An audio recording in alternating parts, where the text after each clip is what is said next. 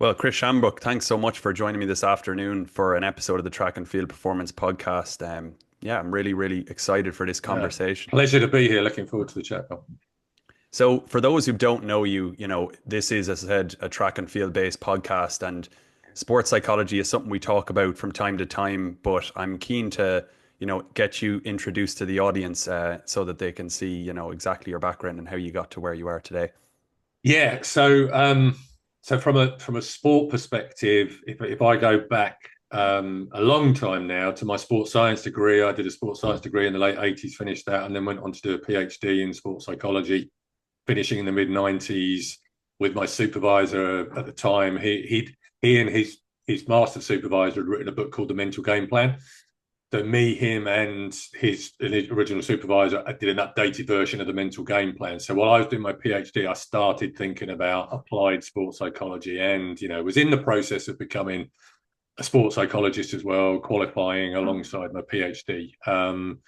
So I was playing basketball while I was doing my PhD, but I was also coaching basketball as well, and I also set up the University of Brighton Sports Psychology Service to help gather data for my PhD as well. So very early on, I was kind of getting kind of coaching experience, but also practical sports psych experience, practicing early.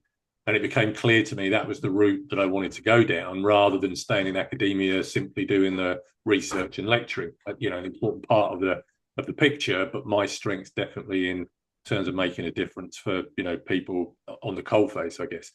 So I ended up working in a number of sports from the mid '90s onwards, but the main job, I was with the British rowing team for 5.5 Olympic Games from 1997 onwards. So, if you want to look at, a high performance environment where you've got individual athletes needing to work together, lots of physical training, very technical component, even though there's the strength endurance, the physiology is a very powerful part of the overall performance, but being the person responsible for bringing the mental side in. So lots of great times over the years there. I was lecturing for a while. I was doing work in cricket and football. Did lots of work in coach education through Sport Coach UK, which is a different thing, but in a previous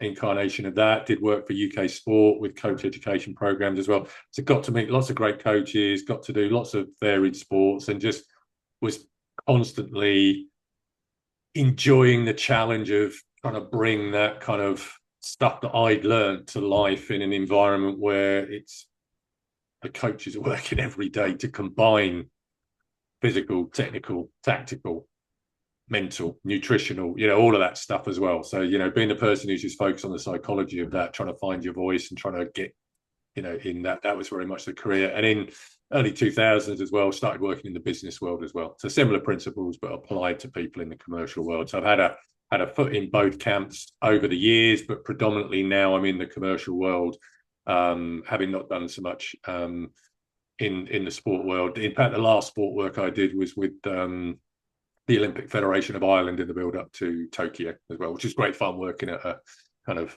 organizational level, and some of the practitioners, getting them ready to peak, so that they weren't going to fall over at the time that the athletes were needing to have their brilliant support as well.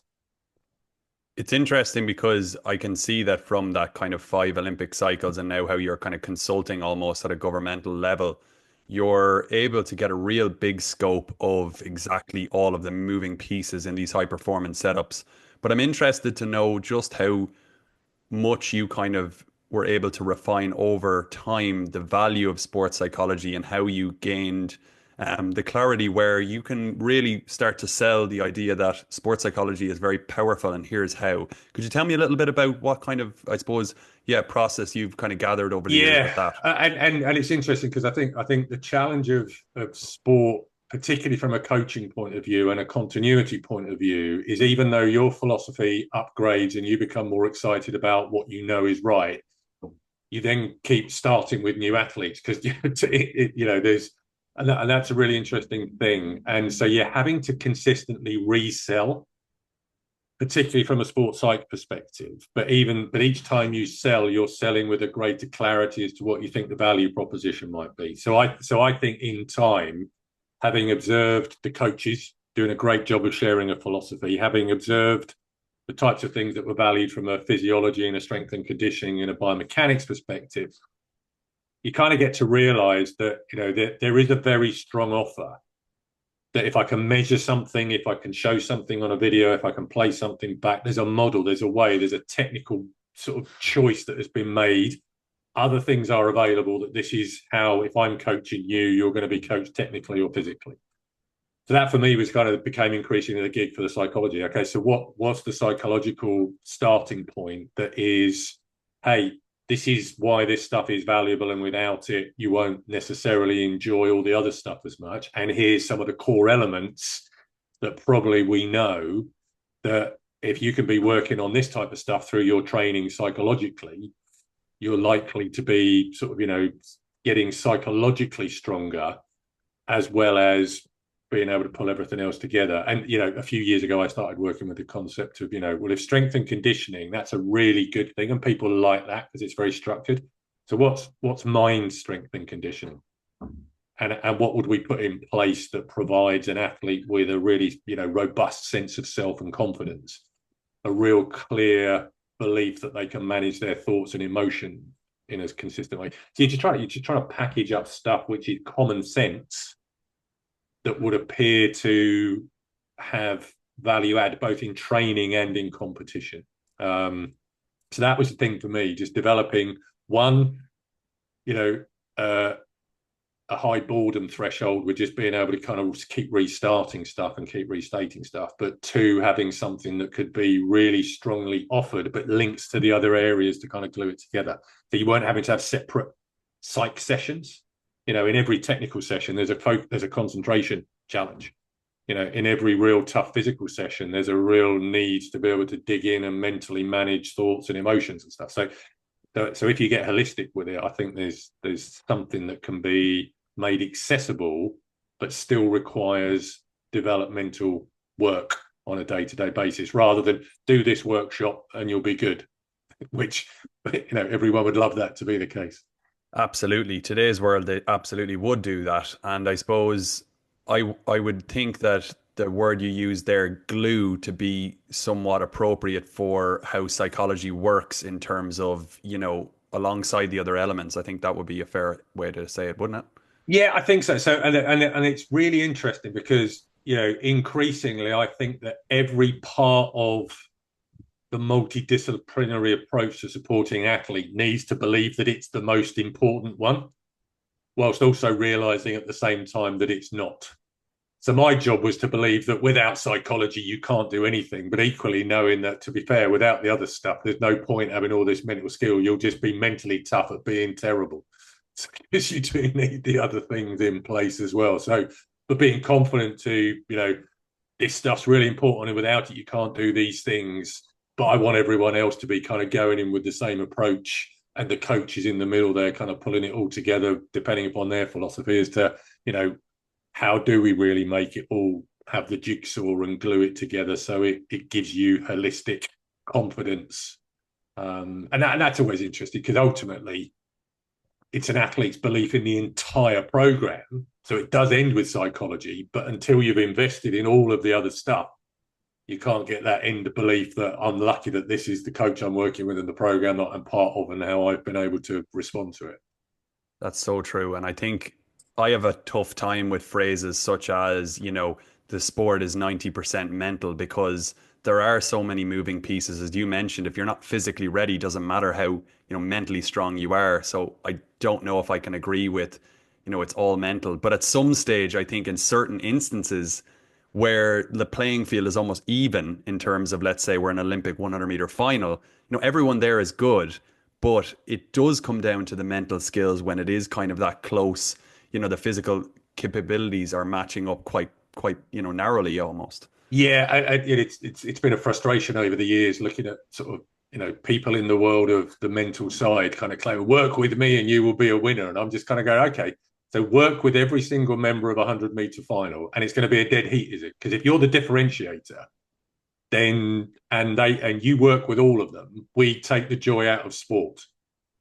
But I just don't, it's such folly to think that, work with me and you'll win. If you think that, you don't appreciate the environment you're actually working in and the role that you have to play. It's just more about your ego than it is about making a difference for the people who are, actually going into that incredibly important environment. I would say pressurized, but I think it's kind of, the pressure is all kind of part of how you choose to prepare and then choose to see the opportunity. And that's something that I listened to on a recent podcast you were on, was the fact that preparation is, or pressure, I should say, is very, very intertwined with preparation. And the fact that how much you feel pressure could be due to the fact that you haven't necessarily planned and prepared on all fronts enough. That's something interesting as well that I feel like is very, very, I suppose, relevant, because I've been in that setting where I've done all the physical preparation, but the mental was not done, and I wasn't able to flourish, and I did feel more pressured as a result. So there's definitely a lot of truth to that. Yeah, yeah, and I think in the past when I've worked on some coach education programs, thinking about how do coaches grapple with the importance of psychology and how do they embed it in the programs. I've always liked the idea that if there was a way of handing the medals out based upon psychological performance in the moment that matters, how would you be preparing your athletes so that when the judges are on the side kind of going, right, we're measuring psychological performance, how are you going to get your athletes on the podium because they have been able to demonstrate the appropriate kind of self-regulation, the ability to sort of, have laser-like focus, whatever it is you choose are the psychological attributes. That's where we kind of want to be going, right, not really going to hand the medals out for that, but there is an importance in having the clarity as to these are the things that are going to be really important for you to bring everything else together psychologically and enjoy the moment where it all comes together, rather than do all the preparation work and not be quite as sharp psychologically as you are in these other areas, and you get frustrated that you haven't demonstrated it as well as you have in training, just the other day type of thing. Yeah, it shows how it needs to kind of be scaffolded over time, and essentially the preparation needs to be more fine-tuned towards emulating almost those scenarios in your mind so that you can uphold those skills when the pressure is on. Yeah, yeah, and that's where I think some of the pressure. So again, prior to some of the Olympics and some of the events that we're going into, so I've played sort of scenario lucky dip or unlucky dip. What if? So with preparing for the first race, we'll write down 20 different scenarios that might happen. Some better than expected, some not so great, some as per expected. So you're working with a couple of people and a coach, right? Take the first one out of the hat, read it out. This is the scenario. So what do you think? What's your approach? And so people working together, people working on their own, you get the chance to kind of practice the stimulus of, if this happens, how do I think? How do I respond? What do I focus on? Which of my well-rehearsed routines do I use? What of my thinking sort of routines am I going to come back to? And the more you practice that, the more you realize that whether it's something you wanted or didn't want, or something better than expected, or sort of worse than expected, you're typically still coming back to similar types of psychological stabilizing, refocusing, doing what you need to do as well. So it's kind of reinforcing, so long jump, what's going on at the top of the runway where they're just doing that sort of final 10 seconds before then exploding down the runway. That bit of psychological preparation, the performance has started. Mm-hmm. And so, but we can practice a bunch of that as well. So, what if we're one of the athletes who likes to get the crowd clapping along with us, but, there's something else going on and they're not paying attention. So we don't get as much of that coming back as we like to. So how's that going to, or what if it's the loudest we've ever heard it? You just play with that type of stuff to kind of go, well, if it's there or it isn't, what's it doing for you and how do you respond? So I just like the ability to be confident that you control the narrative rather than have the situation throw questions up. You kind of go, I don't know what to do now. Well, you do, because you know what you want to do and you know Mm-hmm. what's right for you. Yeah, you can strip it back to almost what's most important in the here and now. I remember just recently I was coaching an athlete and we had a bunch of kids running around on the runway and it was very chaotic and they were getting frustrated. And I said, think about this as a scenario that you might find at the Nationals where, the crowd is clapping on a race that's very tight and there's a lot of noise and you don't necessarily like that. This is a scenario where you can start to fine tune your focus and just almost ignore it and stick to your basic principles that we've rehearsed in the technical elements. Yeah, yeah, absolutely. And so you get to play with that. So we when we had the home Olympics in London, we're preparing with the rowing crews to kind of go. It's going to be noisy in the last 500, possibly noisier than you've ever heard it, and noisier for more of the track than you've heard it before as well. So they were very prepared not to be able to hear the calls that they were making. So they really knew they needed to be able to kind of, be even more rehearsed in terms of what is happening when. And if we do get to hear anything, we know what it means. We don't have to, be listening out too much for it. And also, whatever the crowd is doing is just reinforcing the predetermined race thoughts and race plan as well. So, there's a lot of predictable stuff in sport. So it's being able to kind of go, how do we use that rather than let it become a distraction? It's there isn't so much variability that we should need to worry. If in long jump, it changed so that partway down the runway, people were able to sort of change the undulations, and you were now on an uneven surface, and there's not variability. So we don't have to kind of account for certain things changing, but we can focus on the consistent stuff that we know is going to work for us as well. Sports could be loads more fun if we could interfere with some of the predictability in a way that would actually see who the good problem solvers are. The board is going to move. You're not going to be quite sure where you're going to take off from. It would make it a different psychological challenge. Hmm. And that's funny that you say that because there was talks of it last year where they were going to almost remove the takeoff board Yes. for athletes coming up in the next Olympic cycle or what have you. And there was a lot of pushback because coaches and athletes felt that that would remove the skill element. And I think that's a very important part because we do honor the fact that in these disciplines there is a large skill element and it can't just come down to I suppose the physical attributes alone to execute or not even alone but rather that they're the dominant and they're even more dominant than they already are. Yeah. And, it's important because the psychology is really tied to that as well, is that if we really kind of simplify the environment, then the psychological skills that might get one person over another is, different as well. Yeah. Call it a different event. Just call it free jumping. Yeah. And it's a different thing. What is the art of the possible when you remove the need to absolutely nail a specific takeoff point? Now we can have some fun with what happens when you don't have that, and what and who rises up, and what is the art of the possible. Do distance barriers get broken because you remove some of that? I don't. It'd be really interesting just to look at what the art of the possible is. But I'm sure lots of athletes and coaches have played with that in training. I'm sure there's been loads of stuff which has just been kind of take off board free practice of just the explosive stuff when you don't have to have that skill of nailing the takeoff.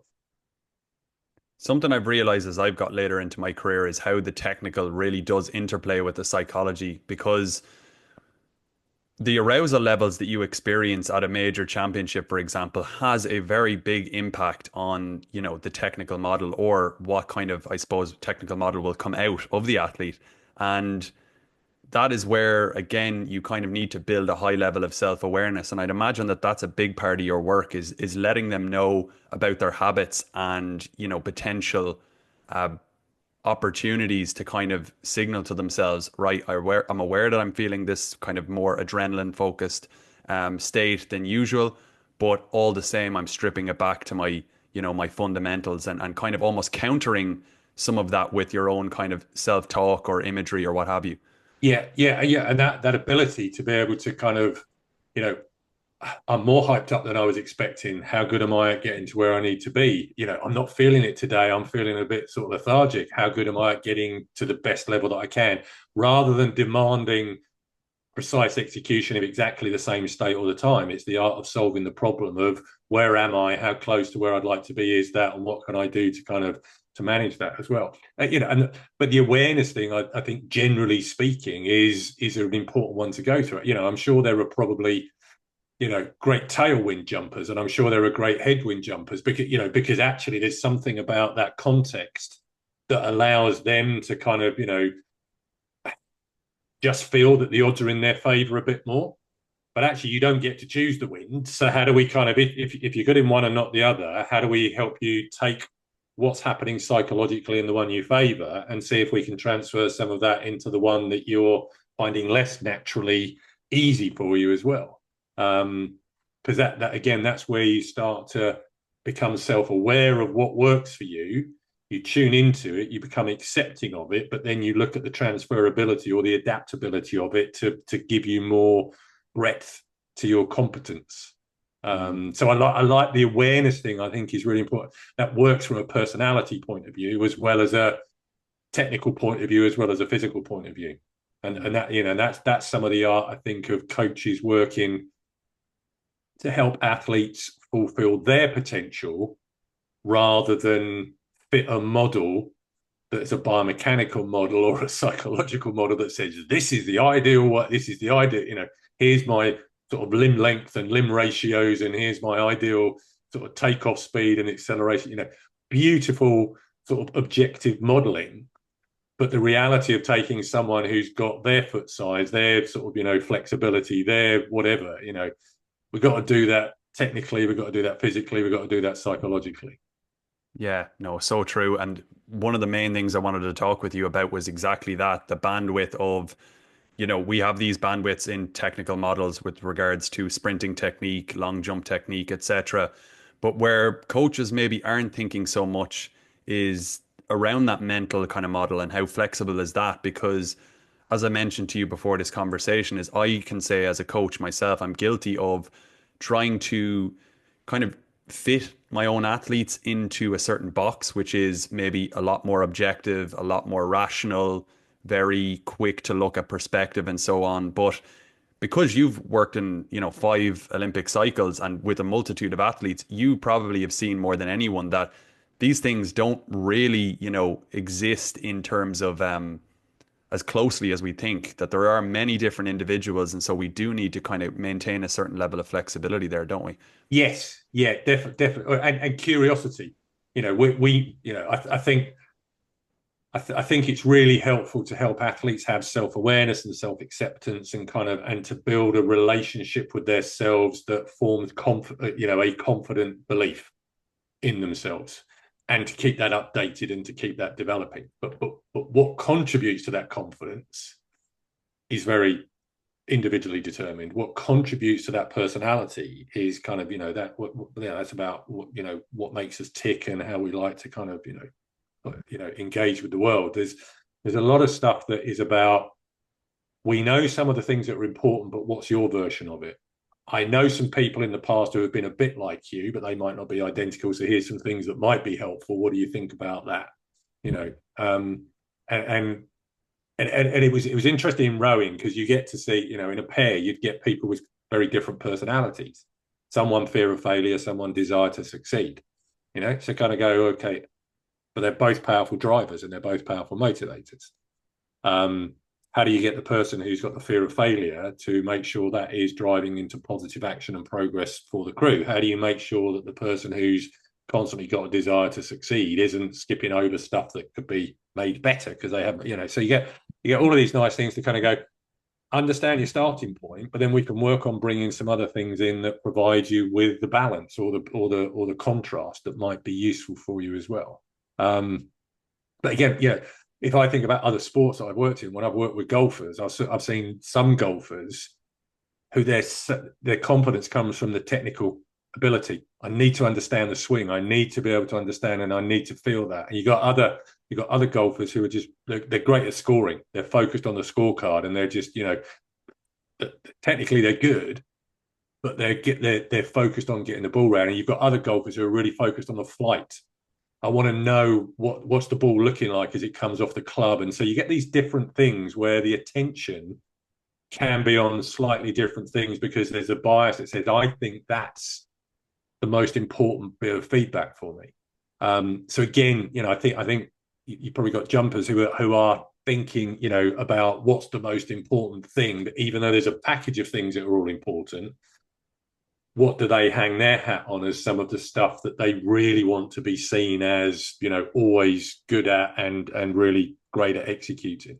So the change of perspective. And again, just another golf example. I think there's some players with they're good at different bits of the game. So off the tee, when there's not really a tiny target, but there's a big movement, they're great and they're kind of free and they're kind of going for that. But you put them close to a target where there's much more jeopardy involved now. And now there's much more there's less freedom and more don't get it wrong. And all of that freedom that was on the tee now becomes quite a worry when they're close to the hole. And you've got other players who are the other way around. There isn't a precise enough target on the tee, so they have to create one. But as soon as they get into range of hand-eye coordination, getting some feel, they're kind of going, right, I'm loving this. I'm going to see how close I can get it. And just even the way that sort of, visually, psychologically, we sort of, and what scorecards we create for ourselves. It's just a really nice way of kind of going, right, let's work it out with you. Because we can have a really good system. Oh, and by the way, me as a coach, this is my bias. And this is It what I sounds look for and what I bring to it. it sounds like you're kind of emphasizing there that there are strengths with the athletes psychologically, and then there are kind of weaknesses, so to speak. And it sounds like you're kind of nudging the weaknesses, but then amplifying the strengths. It's very much validating what they're good at and not taking that away from them. And that's very broad again, because some athletes might kind of I suppose, look at their competitive nature as a very big strength. And others might say, well, I'm actually very good at solving the problems, or I'm very good at technically breaking this down. And it's about like acknowledging that both in that situation are valid for them. And then also noticing where I suppose the contrast is, and then almost educating them to actionable ways to improve upon that. Yeah, yeah, and again, yeah, I think I tend to think about natural strengths and areas that aren't naturally strong. So rather than Mm. weaknesses, it's just stuff we have. It's just stuff we haven't, invested anything in because we haven't concluded that that's a useful part of the equation. And so you kind of go, well, look, if we understand what the strengths are and what you feel really makes a big hit to, your sense of self and confidence, what are some of the other things that we can do that then add layers around that? So again, I tend from a confidence point of view over the years, I've always worked on if you have a whole athlete, it's probably 90 to 95% of it is in really good shape. And then they'll focus on the 5 to 10% that isn't, and they'll lose sight of the stuff that has got them in the position to be able to be frustrated with the stuff that isn't there. So 90 to 95% of the attention is on 5 to 10% of what isn't there. So we kind of want to flip that if we can. So let's put 90 to 95% of the attention on the stuff that we know is a critical foundation psychologically for us. But then let's put a high intensity of effort on the stuff that's going to add value. Yeah. So that we end up with a foundation of strength, but a really precise value add that is going to increase the size of what's good, rather than all of my attention on the stuff that isn't there and isn't good enough yet. Yeah. So we're just trying to even it up in terms of giving yourself a chance to keep building, stay curious, and stay enjoying the addition to what's strong. And I think that's the stuff because very often you're working on the stuff that just needs fine tuning, which feels frustrating, and you are ignoring a lot of the stuff that is in great shape. Athletes, I think, get very fixated on everything that they're not doing, and that's totally true. And I think it sounds like to me you're switching them to more of an empowerment mindset, in that like, here's what we know we're good at, here's what we can control, and from there we actually are, giving ourselves confidence versus thinking of a kind of strategy that's, I suppose, yeah, biased towards what they're unable to do or what they're usually struggling with. Yes, yeah, yeah, and strengths that are understood and made stronger are really powerful.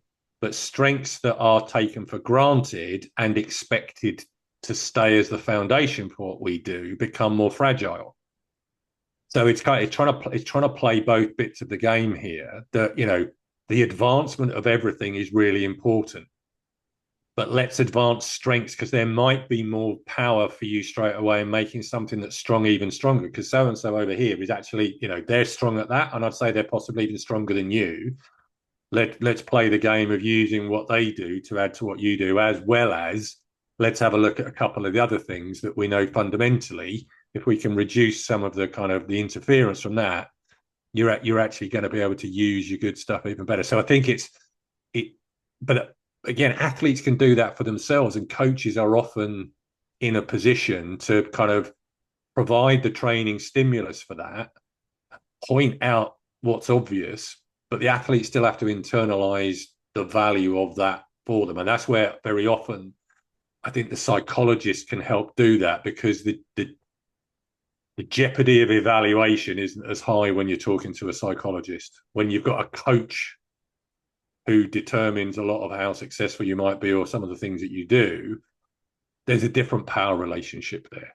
Talking with a psychologist and being able to kind of go, right, what's some of the stuff that might help me become independently, even more coachable, but also more able to challenge my coach to add value to me in the right way. Then that you get the coach athlete relationship being strengthened just by giving the athlete confidence to work with the coach in a collaborative manner rather than a hierarchical one.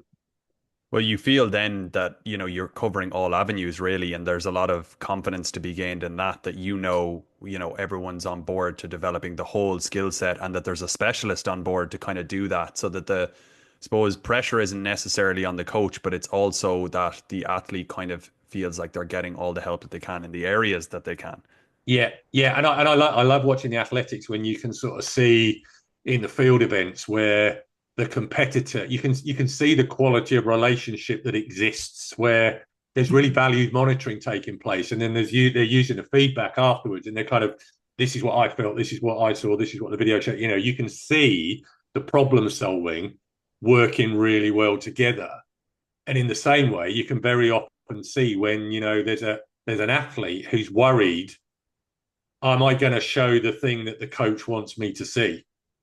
And as soon as I'm worried about what the coach is thinking while I'm about to do the thing that I'm worried about, I'm not going to do that thing anywhere near as well, because part of my attention is on worrying about being appraised by the coach, rather than the coach has to be really good at appraising me, and I've got to be really good at executing without worrying about what the coach is thinking. Hmm. Now we can have a great conversation. I was at a conference recently where a speaker who was in sports psychology was kind of asked, I've got an athlete who's very outcome driven. How do I manage that? And like, it's a difficult kind of, I suppose, thing to really talk about. But one thing I noticed recently, just listening to yourself on a podcast, is that you had kind of an answer for that, where it is similar to what I said earlier. You're kind of validating that and not taking that away, because for some, that's a real, I suppose, important aspect to it. Of course, it Mm-hmm. is. It's an outcome driven sport. So, if you're in that scenario as a sports psychologist, like, how do you begin to kind of unpack that or work alongside the athlete to make it that it's it's powerful and it's validated, but it's not interfering? Yes, yeah. So with any of these kind of concepts, a process focus versus an outcome focus. If you're not worried that either is the right one and one is better than the other, you're just kind of going, right, let's explore. If you have a default for outcome focus, how does that work really well for you? What do you like about it? When does it work most effectively? What's some of the power it gives you? What would you not want to be robbed of if we stopped you thinking this way? What wouldn't you have achieved had you not had this type of thing? Let's go on that and say, right, same openness. What's some of the downside you experience? What's some of what can get in the way? And let's just look at the pro and the con, because we want to make the good stuff really good, but we don't want it to tip over into this thing where it's going to become a harmful type thing. And that's when you can start talking about, well, did you know that one of the things that works really well with an outcome focus is the ability to kind of be able to break the outcome down into the steps or the process that you believe is the most powerful one that's going to help you get the outcome that you want. So if I can give you lots of mini outcomes that add up to the big outcome, how good do you think we can become at that? We can call that a process focus if you like, but we can call it multiple outcomes if you want, whatever we call it. And then I typically like to play the game of saying, well, someone else over there is really outcome focused as well. And by the way, they're better than you at process focus. So if you want to be outcome focused, there is a leaderboard of who is the best in the world at process focus. You're not winning that one at the moment. And if you want to win that one, it will also help you win your outcome win that really matters as well. So I think it's a case of playing with it and just enjoying the fact that, it's great that you're focused on this, but it doesn't mean that you're not able to put the pieces together in a way that really works for you. And there's going to be some days where you can really rely on being process focused because the competition isn't that high. And there's other days when you can the competition is that high and that outcome can really drive you in a way that it wouldn't when you haven't got that level of competition around you. Yeah, I love that because it's speaking their language. It's kind of breaking it into a way that makes sense for them, but it's not necessary. It's almost tricking them into, becoming better at the thing they're maybe resistant to changing if you were to address it so specifically, and that you must become process focused, but it's still validating it. It's still giving them, I suppose, bandwidth within that kind of space to be expressive in the way they want to. Yeah, and a lot of it's about competing with yourself as well as competing with the opponent. And again, if you've got a very outcome focus, you'll be very ego focused. You're going to be comparing yourself to other people all the time. So that ego competitive thing and outcome go hand in hand pretty well. Whereas if you're much more mastery focused, you're competing with yourself and you're likely to be have a default for process. Again, they're not right or wrong; they're just different. During it must have been in lockdown. I seem to remember there was a social media app called Clubhouse, and everyone was jumping on having conversations, and it was a kind of a verbal Twitter type thing. But I ended up in a Clubhouse conversation, and Ronnie O'Sullivan had been invited in as a guest. So great snooker player, probably the greatest snooker player the world has ever seen. But I ended up having a conversation, and talking as expert in the room, and him being in there as well, just talking to him about the fact that, well, Ronnie, when do you compete with yourself? Because you know that actually the entertainment is in trying to outdo what you do, and when do you compete with the opponent, and when is it helpful for you to kind of get he hadn't actually thought of that specific dissection of I get to choose whether I'm competing with me today or I'm competing against me today or I'm competing against someone else, or what the right balance is between the two. And snooker, again, similar type of thing. You're not interacting directly with the other person, but there are other people whose performance and success is dependent upon whether you're successful. So yeah, you can play that game of who's the competition that is most valuable for me to use today. And if I can practice that in training, if I've got a good training group, we can play around with some of that as well. Yeah. So you're practicing some of that psychological flexibility as well as having deep respect for the bias that delights you. That was a really interesting thing because when I was at that same conference, another coach who was very much in the, event specific disciplines, talked about how they grade their competitions from C to A. Right. And the C's are kind of where they go to test things. They go to, stretch the technical model in a way that maybe training has not been able to do yet. But we know that also the result is not everything. Mm-hmm. What you're making a case for there is that in the same way you're trying to exemplify these technical traits, you're also using competitions where you can explore the psychological, in a sense of maybe the contrast to what you're normally accustomed to. Yeah, yeah, and I love that rating of the competition. But this is a C, so you've got freedom to go for it. Yeah, we're playing here. We've got much more freedom to just kind of find out what it's like to to just produce where it doesn't feel like your reputation and your identity's on the mind. Go play. But you are learning something different. You're learning how to see how well you can actually sort of get rid of your ego and kind of go, it doesn't matter, I'm just going for it. I don't care if we're finish. You get to practice that, but you do get to experience that sort of ego free freedom of movement. And for someone who's got a fear of failure, failure is typically much more ranking and competitively defined, and probably self standards as well. But actually, in a C event, failure is not going for it with freedom. Failure is wasting the opportunity to test some stuff out. Failure is worrying about what other people are thinking about you when they don't know what you're doing. So when you define failure intelligently, rather than it's anything other than the success I want, you can then play with some of the different personalities as well, who are driven by a fear of failure or a desire to succeed. We spend so much time defining success and trying to do it really intelligently. We never invest anywhere near the same amount of energy to define the reality of what does failure really mean today from a learning and a development and a performance and an execution perspective. I think as well as that, coming into training and being very deliberate with your practice, and we could argue that those C competitions are basically a proven ground for that as well. And I think Yeah. that was very, very clear there. But preparation, is an opportunity, and again, I say competition can be that as well, where you can really, really start to emulate some of those scenarios. And we've talked a bit about it already, but this idea that exists within sports psychology is this idea of deliberate practice and Mm-hmm. getting scenarios where the psychological skills are being tested. And even one of the examples that you gave there is athletes running into headwinds. I for definitely for sure had seasons where I feared that the wind was going to be against me Mm-hmm. that day.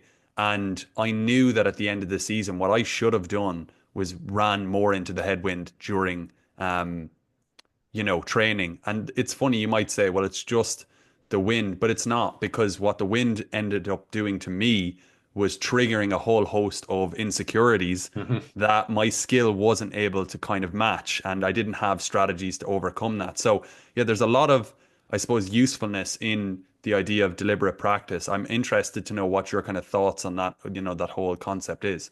Yes, and I think it is preparing for the reality of your performance environment. And there's if we take all external influence away, can I execute purely on the technical and tactical model, and can I do the stuff? But then let's start seeing, can I work out where my shifts of focus are when some of the variables inevitably start coming in.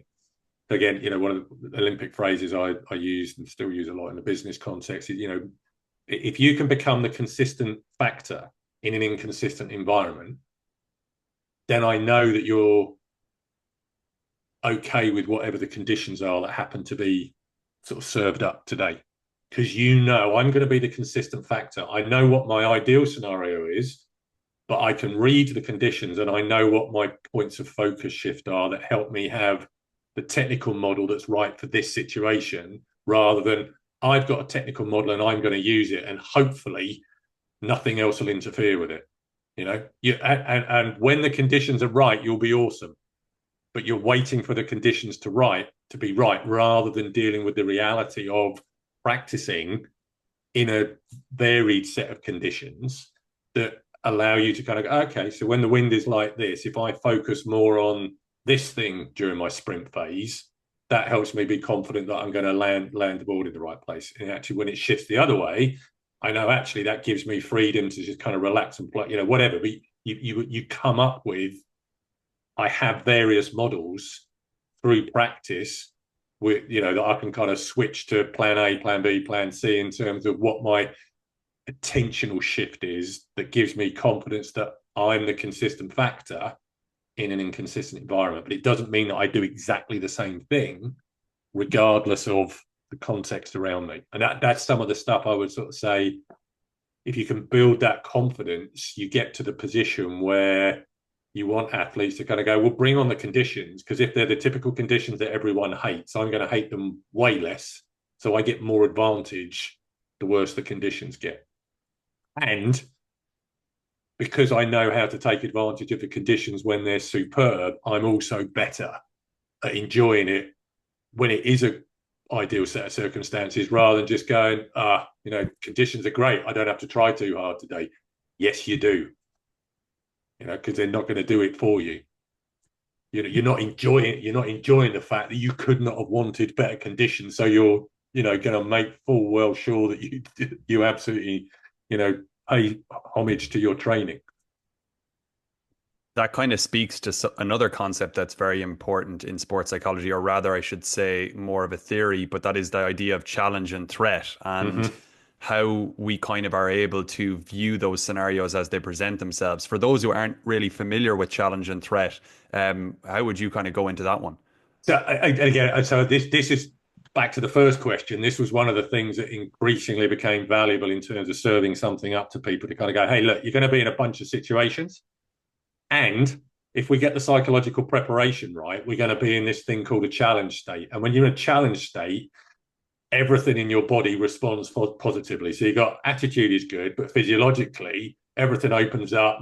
Everything is going to be working better because in a challenge state, you're feeling in control and you're focused on the things that you know work for you. You're feeling confident because you're focused on all of the things that give you belief that you have the what and the how of what needs to be done. And you're curious to say, I wonder how well I can do it today. You're approaching the opportunity.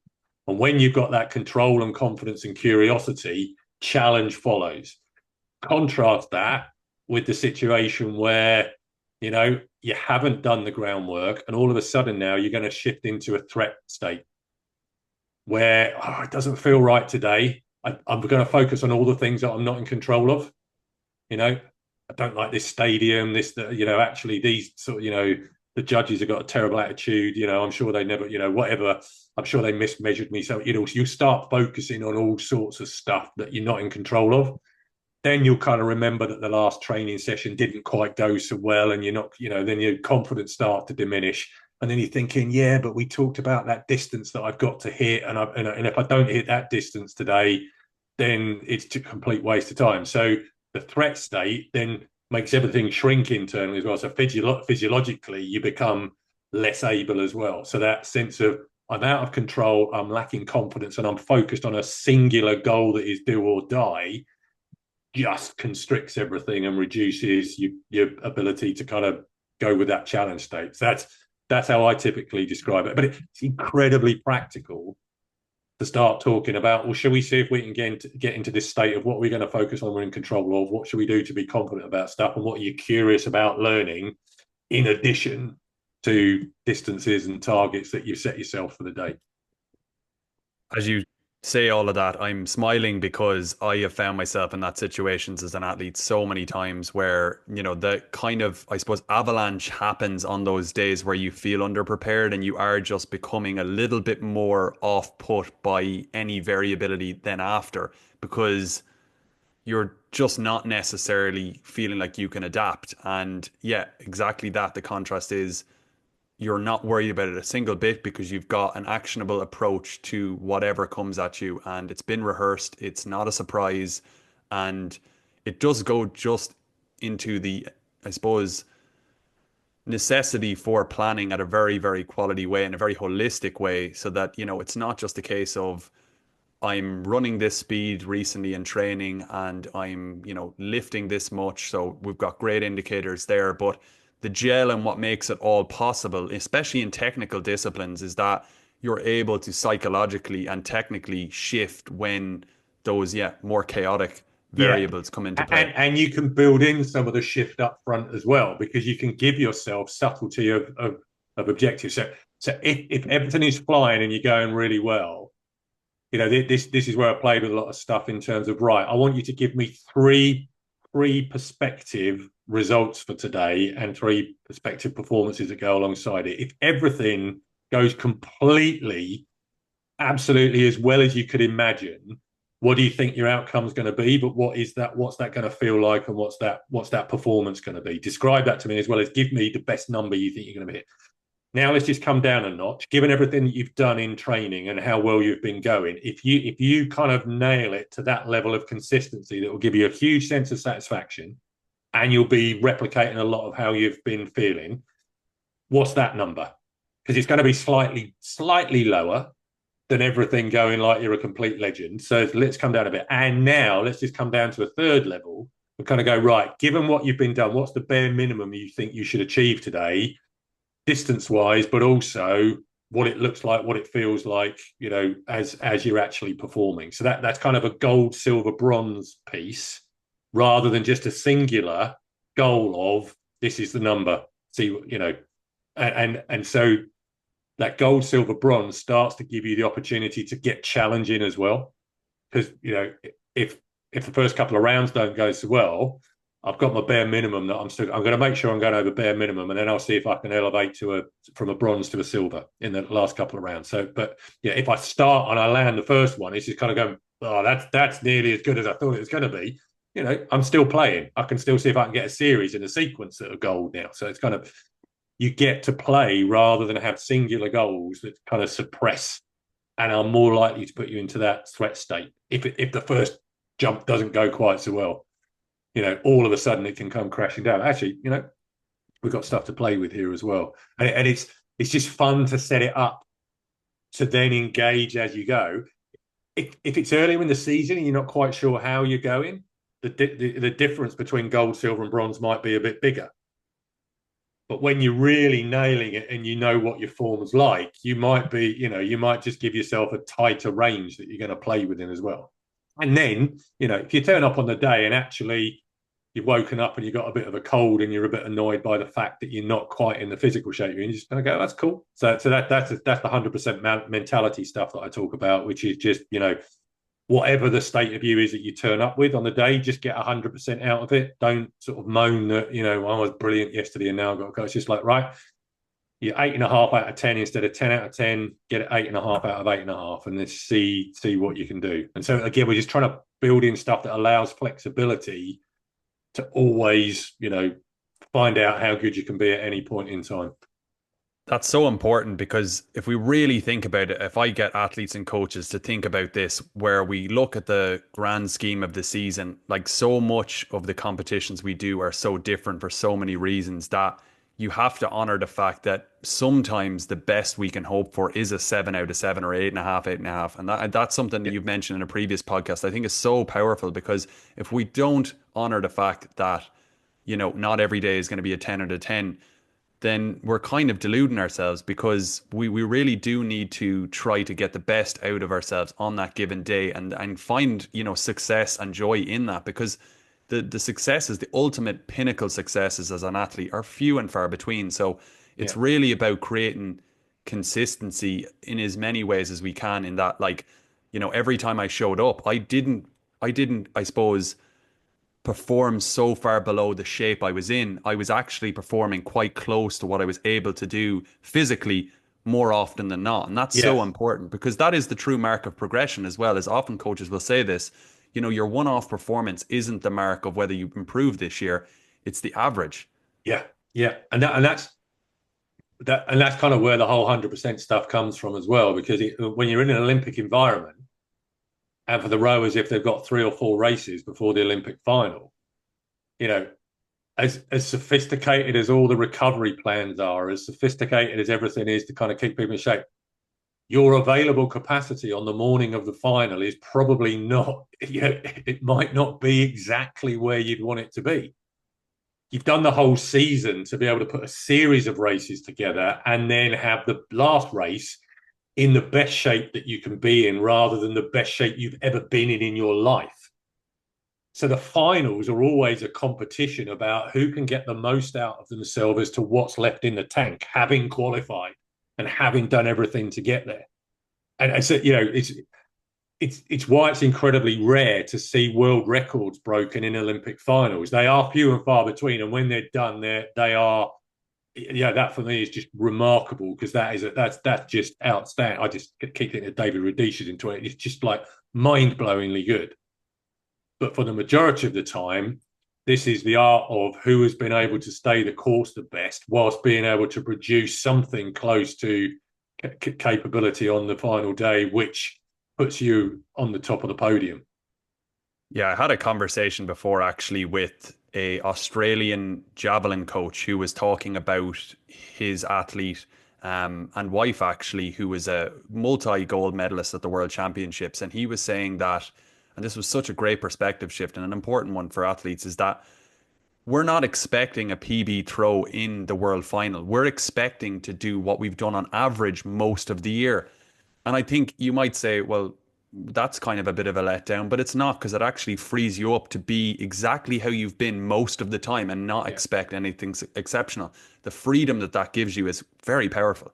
Yeah, yeah, and that again is when you go back to the challenge mindset and you've got 100% mentality, you go into that final day kind of going, right, what shape am I in? Because I've been practicing getting 100% out of me. Um, and then I've never been in a final like this before. I'm really interested to find out what I can get from it. I'm excited to see what I'm capable of doing in this moment, having done all the preparation I've got. So you give some of that additional curiosity and approach focus that is part of the challenge mindset to what you might have lost in perhaps a little bit of physical sharpness. Maybe you get some extra emotional energy, or maybe you just get, you leave yourself open to the art of finding out that, I've just increased the average because I was able to really enjoy this specific moment that are the ones that don't happen very often, but is the one that it's been all about. I was able to rise from it rather than, just get through it. Massive, massive. I think so, so important, because I think athletes, particularly in nowadays, like we expect things to progress very fast. We expect almost to look at the examples where, yes, David Rudisha did run a world record in the Olympic final. But as you say, there's so much more examples of people running quite average, but to the, I suppose, best of their capability on the day that was the difference maker for the ones who won. Yeah, yeah, absolutely. And it's great when you see, particularly in some of the field events, some of the finals where you get a couple of competitors and actually the energy gets created between them on the day. And there's something unique about those moments where there's something special happens. But that's usually about the level of competition and their response to each other rather than necessarily enormous, results they're delivering. It's who's going to win rather than is a world record going to be broken. And that's some of the enjoyment of that head to head on those big moments as well, where it is part of, oh, I'm lucky to be here because this is a moment I've got someone to strive with that, otherwise this event wouldn't be anywhere near what it is at the moment, and I might not be performing as well if I didn't have this other person here sort of, as part of the story. Definitely the beauty of championships, I think, to look at it that way, because not every final, as I said, is like Mike Powell and Carl Lewis in the 1990s, where they Yeah, were just going tit for tat on the world record. yeah, It's look at every championship after that, and you will see that they were more probably below their personal best and even season's best than you'd actually think. yeah, yeah. And if you think back to Jonathan Edwards breaking his triple jump world record and this sequence that he put together in that. And people have got close, but that stands a long time. And the power record, it's really interesting how you just get these moments of brilliance or moments of competition. But I think there's something in there in terms of being able to sort of give yourself over to that moment and go with it, and that's what you kind of see in those moments. Rather, and it's great because people have done the groundwork for it to all come together, and the coaches and the support team are at the heart of creating that potential, and then the athlete has been able. They know they've played their part to create that foundation with the guidance of those people, but you know it's all down to them at the end of the day. But knowing they've got a bunch of people who have helped give them the best chance possible, maybe you're jumping with a few other people sort of pushing at your back as well, and that can feel like a great thing. One thing that, can often restrict athletes to being their best is the life that they live outside of athletics or, whatever sport it is. And there's this kind of hard balance to strike where we are doing everything we can to be the best that we can be. We are doing the training, we're doing the mental work, we're doing everything, recovery, but there's this intangible thing where, when we're all in on it, it can really, really play with the types of, I suppose, pressure that we feel or the psychology that we show up with on the day. I'm wondering, just from your professional kind of background, like how have you, if you even think it's necessary, helped athletes create a wider sense of identity outside of their sport so that they can go on that day and know that my self-worth is not threatened here, where, Yeah, if I don't succeed, I'm less of a person. Yeah, there's it, it's a really interesting balance to create, because in many ways, if you want to become an elite athlete, you have to believe that this thing I'm doing is me and it is the most important thing to me. But we know if you get identity foreclosure and you become your results, that is an incredibly challenging place to be in from a mental health and a mental wellness perspective. It's not strong. So I think there's the ability to play with some of the philosophy of what this is. I can compete like it's the most important thing in the world, and I know what to do in order to do that. But I can retain the balance that I know it's. I know that other things are equally important to me in my life. So there's a couple of things that I've tended to do. You can look with athletes around. How long do you feel your career is likely to be?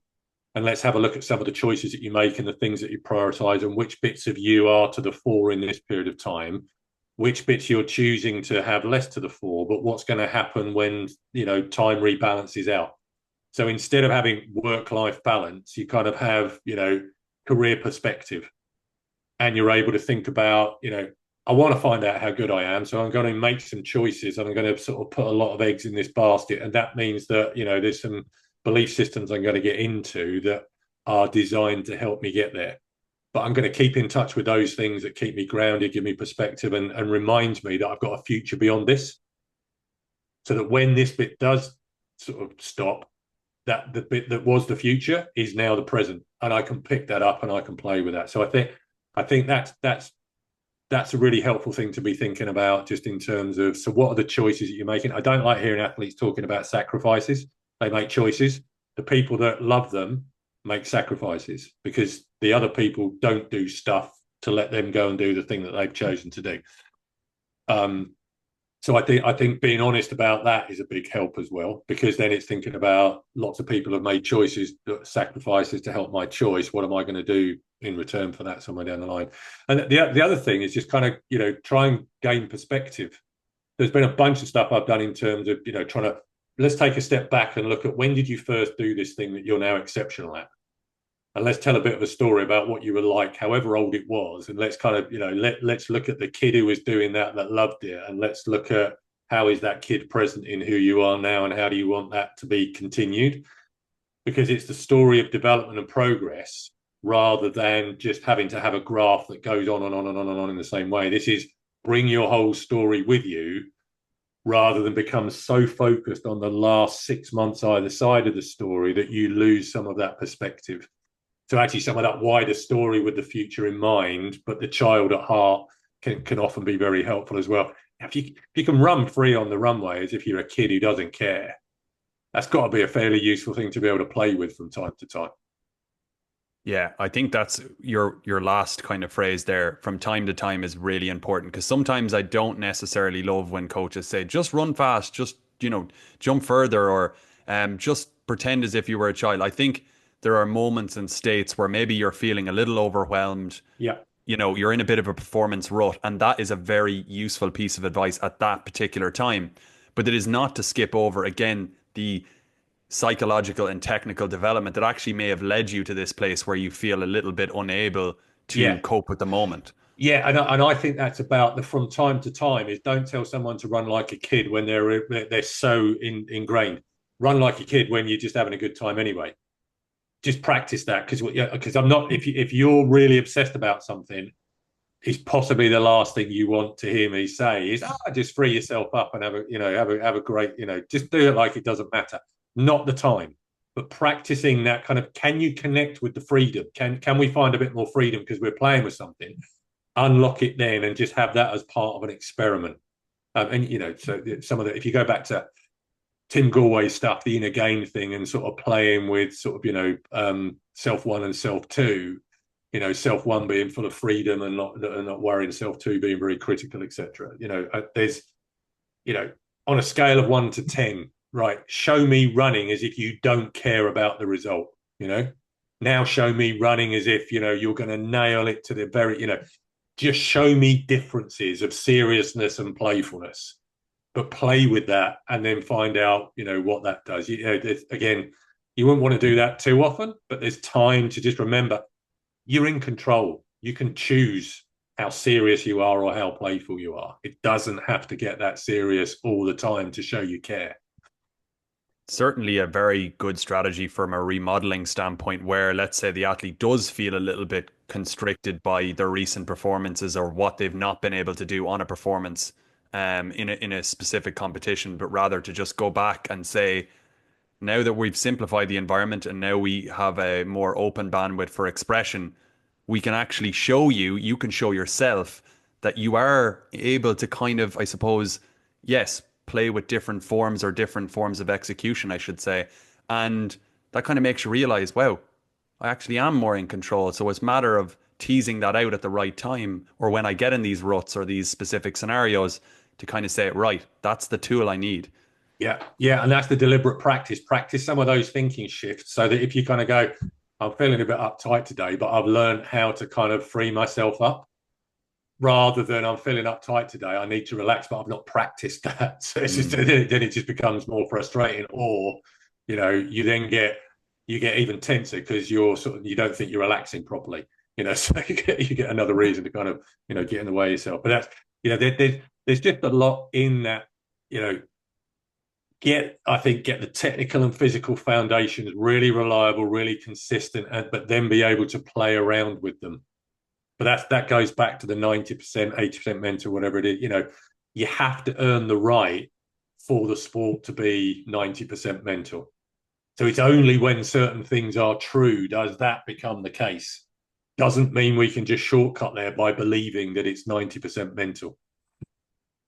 Yeah, amen. I mean, that exactly underpins again a lot of experiences where I've had where we just kind of are telling someone something because we know that there's an ideal out there in terms of, yes, I want to be free, so therefore tell the person to be free. But if you haven't, built up the capacities in the training to do that, it just can't necessarily happen as easily as we would like.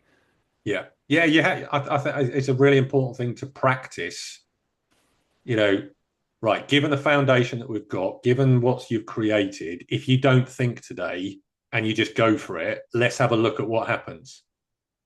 And now let's bring a bit more thought back in and see what happens. But but it's based upon what has been built and what you trust and what cannot be taken away because it has been so concretely put in place. If that's there, what happens when we don't overthink too much? What happens when we just go for it? Yeah. But that's classic skill development stuff in terms of we work hard in order to not have to think so much. But you have to make the conscious effort. What do I focus on when I'm not thinking about the technical stuff that I'm usually so focused on? It makes me think of a model. I think it's in education, perhaps, but it's the unconscious competence Competence. Yeah. Yeah. all Yeah. the way. Yeah. So unconscious competence, unconscious incompetence, conscious competence and unconscious competence, unconscious competence becomes the holy grail. But actually, you want to go there and then come back to conscious competence. And I'm consciously freeing myself up. I'm not just hoping that I don't have to think ever again. Yeah. I mean, going to my list of questions, that sounds like the kind of end game, really, isn't it? Is to get to that state where it's unconscious competence really on the best day. That's what you tend to experience because people will say it felt so easy when that breakthrough happened. Yeah, and the paradox is that you have to realize that it's feeling free. So there is still thought involved, but you're thinking, I know I'm feeling free today. Yeah, so you are consciously aware that you have got into that space. And on the real flow days where you hit that kind of real flow state, you're not thinking much anyway. But again, those are few and far between. And you have Um, and you have to yeah, build up the right to get there, as yeah, you've mentioned throughout. yeah, absolutely. And so I think the ability to make choices that you believe are going to help you have the most sense of control, confidence, and being curious to find out what you're capable of. That's where I think a lot of the challenge mindset stuff really does help with creating that opportunity to feel unconscious, but you've made a choice to find out what the art of the possible is on that given day. One last thing, Chris, I want to do before we head off is to talk about, what you're currently doing right now and maybe how the listeners can, yeah, get more informed with all that you do in performance psych, because I think that's a better way to maybe describe what you're doing nowadays. You do post a lot on LinkedIn, which I Yeah. thoroughly enjoy your posts, and yeah, I'd love the others to know where they can find you as well. Yeah, so Chris Shambrook on LinkedIn. I'm there. Planet K2, that is us, planetk2.com. So we work in the commercial world, taking a lot of these type of principles and working with people in the corporate world who are actually on the field of play all the time and don't get the chance to think about the preparation quality that we're talking about here. So we spend a lot of time saying, how do we sort of integrate some of these things into daily working habits and practices so that you get to have that high performance mindset alongside the constant scoreboard pressure that exists even more acutely in the corporate world. So planetk2.com is a lot about us. There is another resource, which is theperformanceroom.co.uk. You can sign up for free on that. There's a load of sort of free stuff on there as well. But that's just a load of resource about high performance mindset, individually, collectively, all based on sports psych, but you know, written for a broader audience. But anyone who knows sport and the sports psych world, you'll see what the origin of it all is as well. So yeah, have a look on the performance room because there's loads of free stuff on there, which is our effort to try and help performance become a force for good rather than a problem to be solved, as we talk about very regularly. Chris, this has been a fantastic conversation. Thank you so much. Been an absolute pleasure. And yeah, look forward to any questions that come through. Always happy to answer.